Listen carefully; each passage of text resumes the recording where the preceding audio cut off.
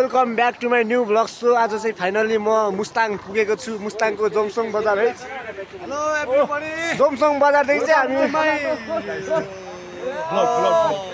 सब एक दुई तिन चार पाँचवटा बाइक लिएर हिँडेको हामी चाहिँ मुस्ताङको भ्यू हेर्न सक्नुहुन्छ गाइज र माथि मुक्तिनाथ मन्दिर हेर्न सक्नुहुन्छ कस्तो छ है धेरैको यो मुक्तिनाथ चाहिँ आउने रहर हुन्छ र कति चाहिँ आउनु सक्दैन है यस्तो चिसो पनि लास्टै हुन्छ र एकदमै हिउँ परेको हुन्छ र यो बाटो चाहिँ हाम्रो फेरि दिनमा 2-4 चोटि नहुने बाटो हो यो हाइवे चाहिँ hello Deepak Thapa Magar guys Prithvinarayan Shah hello guys नाम hello everybody my name is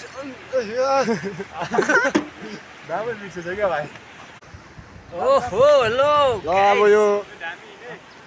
Muktinath बाटोको देख्न सक्नुहुन्छ कस्तो छ भ्यू